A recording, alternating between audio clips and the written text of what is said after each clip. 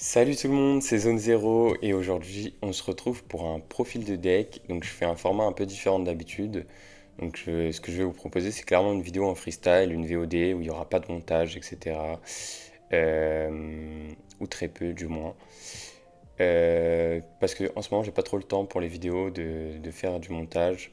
Je vais un peu proposer un peu plus de contenu pour être un peu plus présent parce que je suis conscient que l'algorithme me met un peu de côté à cause des pauses des vidéos. Ce que je vais vous proposer aujourd'hui, c'est de faire un récap sur la semaine de tournoi que j'ai eu avec un deck un peu inattendu que j'ai construit d'après une base de certaines personnes de la communauté Pokémon.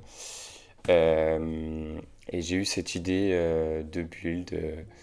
Voilà, donc le build a changé entre les deux tournois, parce que sur le premier, je me suis rendu compte de certains problèmes, j'ai ajusté. Sans plus attendre, je vais vous montrer la decklist. Donc voilà. Je vous la mettrai en description avec la rareté minimum, etc. pour que vous puissiez la jouer directement dans l'application. Je vais vous montrer un peu carte par carte, pourquoi elles sont là et ce qu'elles font. Et ensuite, je vous dirai donc euh, qu'est-ce que j'ai affronté comme deck. Et voilà. Donc, on a Scarabrut de Ethan qui est un type plante. C'est pour ça qu'il est là. Ce qui est intéressant, c'est que quand l'un de vos Pokémon de Ethan a été mis KO par les dégâts d'une attaque durant le dernier tour, votre Scarabrut va faire 100 dégâts en plus des 70. Donc 170, 340 sur la faiblesse. Donc Dracofeu, Angoliath, Ogre Pompière. Voilà, tout ça c'est ciao en un coup. Donc c'est OS. C'est une super carte qui peut charger en un seul talent haut plus une attache du tour. Euh, le talent de OO, parlons-en. Du coup, ça va être le cœur un peu du deck. C'est le support ultime du deck. Vous allez pouvoir, une fois par tour, par OO, mettre deux énergies de base feu de votre main à un de vos Pokémon de banc si c'est un Pokémon d'Ethan. Donc voilà. C'est très fort comme talent. Donc, littéralement, si vous avez 4 OO, vous pouvez attacher 8 énergies comme ça. Il faut avoir les 8 énergies en main, bien sûr. Son attaque, 160. Donc les dégâts sont un peu lèges. Des fois, j'aurais aimé qu'elle fasse 180. Des chiffres un peu plus intéressants pour certains KO. Mais 160, vous soignez 50 dégâts de tous vos Pokémon. Super intéressant pour les Fortusimia, etc., les Mormartiques, toutes ces cochonneries un peu. Ça permet de soigner tout ça. Voilà. Ensuite, vous avez 4-4 l'Imagma Volcaropod. Donc voilà, l'Imagma, rien à dire. Cela dit, il a 80 PV et 2 coups de retraite. Volcaropod, son talent, s'il n'a pas d'énergie attachée, bah, il n'a pas de coup de retraite. Donc ça, c'est terriblement fort. Son attaque, il faut minimum 3 énergies attachées sur lui. Et si vous en défaussez, il va faire 70 dégâts par énergie défaussée jusqu'à 5. Donc 350 maximum. Vous pouvez faire 350 en un seul tour, hein, il n'y a aucun souci sur ça. Vous faites double talent haut, une attache du tour, c'est 350 dégâts. Et c'est ciao tous les Pokémon du méta quasiment, sauf Karchakrok avec l'outil. Euh, Rien à dire de plus, c'est un attaque en One Prizer, c'est turbo, c'est super fort. Vous avez la faiblesse sur certains Pokémon, notamment Gros Mago, Ogre Pomplante. Vous allez voir que c'est des match-ups assez simples si vous tombez sur ces decks-là. Latias, meilleure carte du deck, tout simplement. Je l'avais pas sur mon premier tournoi. Ça m'a porté préjudice au niveau des retraites. Parce que je jouais 4 switch, j'ai cut un switch pour un Latias. Les switch servent toujours dans certaines situations, notamment si vous faites retreat lock. Mais le Latias est tellement bien pour les starts. Notamment, vous avez double OO, 4 énergies. Vous avez juste à sortir Latias, vous avez le donk. C'est magnifique. Vous pouvez retraite les Limagma, les starts un peu chiants. En fait, ça va vous servir de pivot tout au long de la game parce que vous allez voir charger le Pokémon et retreat ou alors retreat un Macargo sur un autre Macargo. Enfin voilà, c'est un peu le cœur du deck. Latias est un des meilleurs supports du deck. Vous avez Mew pour piocher parce que c'est un deck qui a pas beaucoup de pioches, hein. Concrètement, en dehors de Yono qui fait pas vraiment piocher et recherche professorale, vous allez avoir du mal. Donc ça, c'est si on vous machine salement ou que vous avez plus de cartes dans votre main parce que vous avez trop discard. Vous avez Mew pour vous un peu vous remettre d'aplomb. Essayez de discard un maximum de choses pour Mew et ensuite Favianos si on vous a pris un KO. Favianos, je présente pas, hein, c'est le meilleur support du jeu. Ça vous permet de piocher comme vous voulez.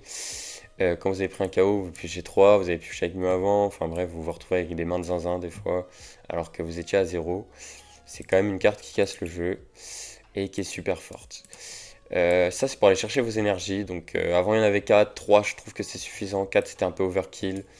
En Apex, on choisit la Max Rod. Donc, vous allez pouvoir mettre une combinaison de 5 Pokémon et d'énergie de base. Donc, c'est exactement ce qu'on veut dans ce deck. Vous allez recover vos supports, vos attaquants, vos OO, le Scarabrut s'il a fait un kill important qui s'est fait kill après, des énergies pour pouvoir attaquer, genre pile le bon avec attaquant plus énergie. En gros, ça va vous permettre de chain les KO. Je pense que c'est le meilleur Apex dedans. On peut considérer un Prime Catcher aussi, mais dans ce cas-là, il faudrait mettre des civières et cut une autre carte. Je sais pas quoi cut pour mettre les civières, honnêtement. Euh, Vous allez avoir les balls pour les recherches.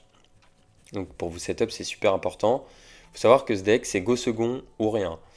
Parce que du coup, vous avez Aventure de Gold, enfin Aventure d'Ethan, qui vous permet d'aller chercher 3 énergies ou Pokémon d'Ethan, une combinaison des 3.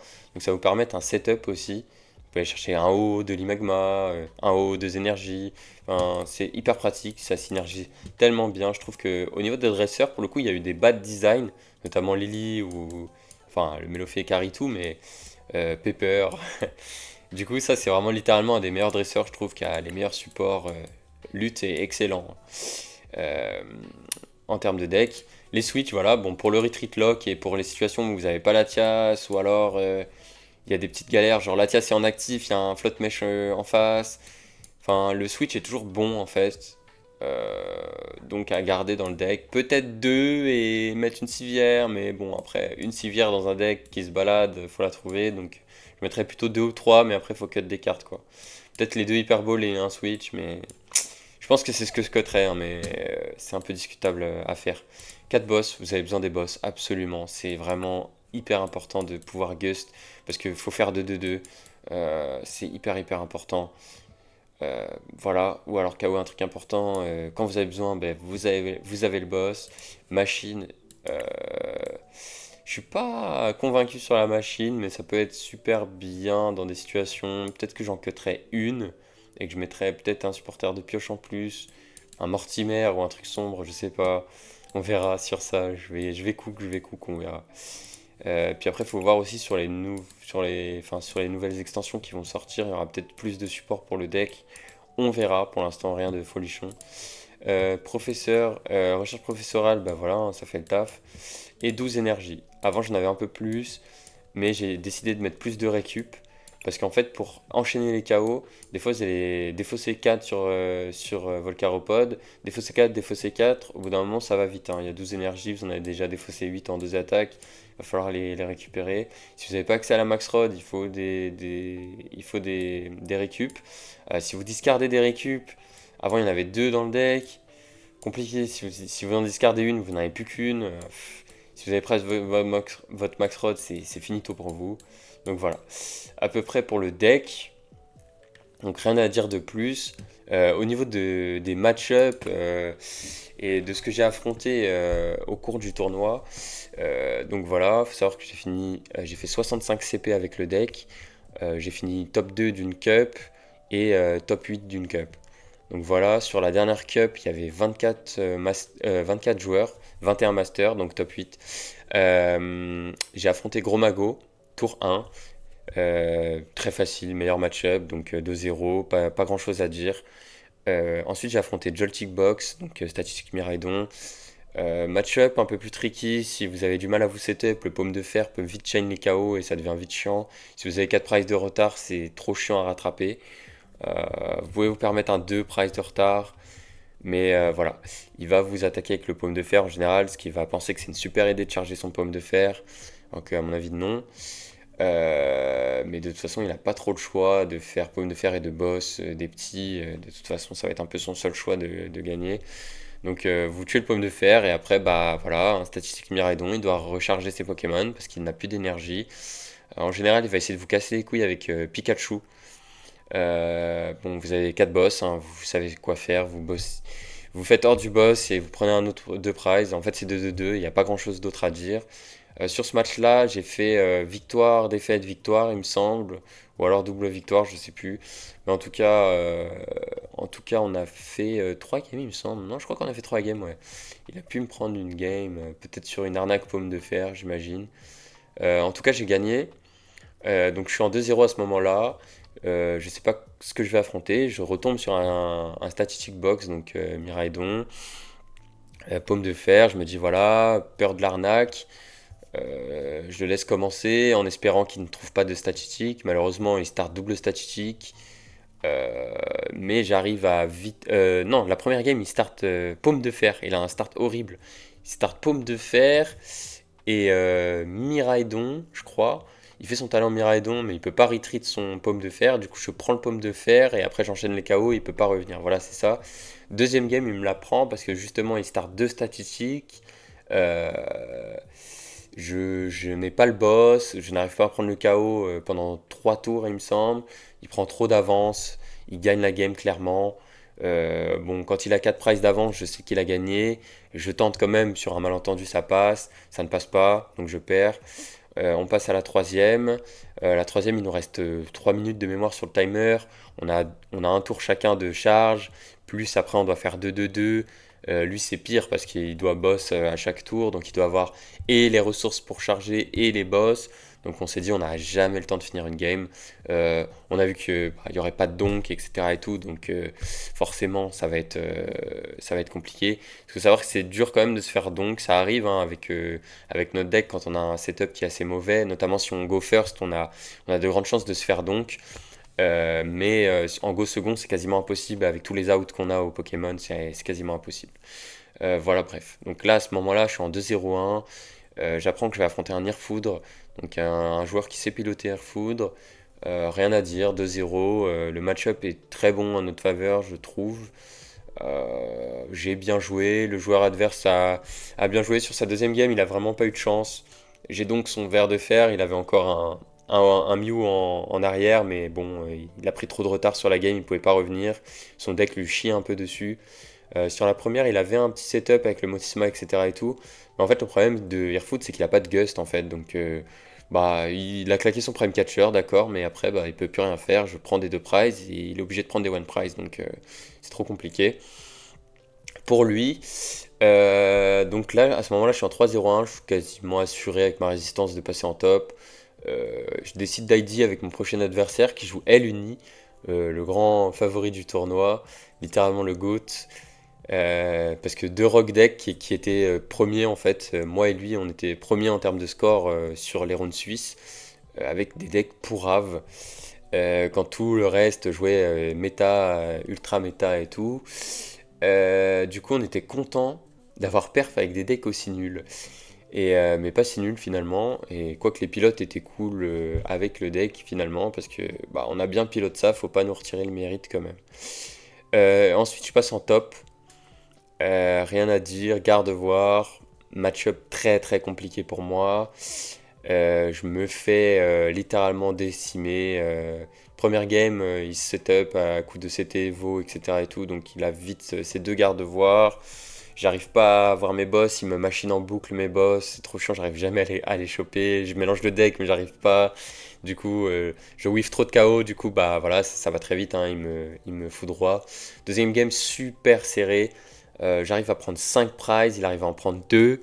Il me reste un prize à prendre, il lui en reste 4. Il a bulle des dégâts sur mon Latias.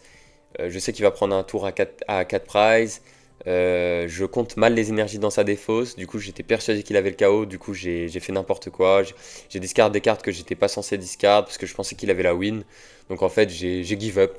J'ai clairement give up et c'était pas la chose à faire. Il fallait que je réfléchisse au nombre d'énergie qu'il avait. Il en avait 3 sur le garde-voir, 3 en défausse. Il en avait forcément une autre dans le deck et sa main était gigantesque. Donc je pensais qu'il avait de quoi discard. J'avais pas pensé au fait qu'ils doivent retirer 2 de garde-voir, mais qu'il lui en restait une sur le garde-voir. Donc en fait, il devait en mettre 4 sur Bodrive et pour build les dégâts du Fortissima qui manquait pour tuer le Latias, c'est-à-dire 6, il fallait attacher 2 énergies. Donc il allait être short d'une énergie. Et j'ai mal calculé ça, ce qui fait que j'ai perdu cette game alors que j'aurais pu la gagner parce que j'avais la win en main, j'avais 2 boss, récup d'énergie supérieure et de quoi défausser la récup d'énergie supérieure. Donc voilà, assez déçu d'avoir perdu en top à cause de ça. Je pense que j'aurais pu aller plus loin. Euh, je pense que j'aurais pu aller plus loin. Après, j'allais affronter forcément des decks similaires. Donc, il y avait Ancien Box et Gardevoir. Donc, c'est Ancien Box, je pense que c'est compliqué au niveau du One Prize, c'est chiant. Faut aller vite. Gardevoir, bah, j'ai le plan, c'est un peu de prendre un One Prize, prendre double Gardevoir et un dernier One Prize. C'est un peu le plan. Ou alors tuer les Fortissima et soigner les Pokémon pour pas qu'ils bullent trop de dégâts s'il veut setup des trucs un peu chiants. Faire attention aux flotte mèches. J'ai fait l'erreur de mettre mon Volcaropod, enfin laisser mon Volcaropod en actif et dire ouais bah je retreat et je pouvais pas parce qu'il y avait le talent. Donc bien penser au flotte mèche qui est pas joué énormément mais qui est une très bonne carte, donc je pense qu'il est sous-estimé dans Gardi. Voilà. Donc c'est à peu près ça pour le tournoi. Je pense que le deck je continuerai de le jouer. J'ai bien perf, j'ai fait 65 points pour l'instant avec, ce qui est très honorable en une semaine on va dire. Je pense aller au prochain tournoi avec. Je verrai parce que les gens vont commencer à s'attendre au deck. Du coup, après, je sais pas s'ils vont tech pour spécialement pour moi. J'espère pas quand même parce que ce serait de la maladie mentale à ce stade-là. Mais mais ouais, non, je pense que ça ira. Le deck est cool. Juste, j'ai envie de mettre les stretchers, mais je sais pas quoi enlever. Donc, si vous avez des conseils, mettez-les en commentaire ou sur Discord. Je serais curieux de savoir ce que vous cutteriez pour mettre des civières nocturnes. Ça m'aiderait beaucoup parce que là, je me creuse vraiment la tête. Le deck file vraiment good comme ça. C'est vraiment. Pour moi, c'est le build parfait pour l'instant. Voilà. J'ai pas grand chose à dire de plus sur le deck. Euh, on va dire que je vais pas faire un guide super détaillé. Je fais juste un petit profil vite fait. Je vous mets la liste. Je vous laisse expérimenter par vous-même. Si vous avez des questions, vous les posez en commentaire. Et, euh, et on reprendra les vidéos avec un montage un peu plus qualitatif, etc. plus tard. J'espère que la vidéo vous a quand même plu. Et on était en chill, voilà. Je vous dis à la prochaine et je vais essayer d'être un peu plus régulier, histoire que l'algorithme me favorise un peu plus que maintenant. Voilà, du coup je vous fais des bisous et je vous dis à la prochaine.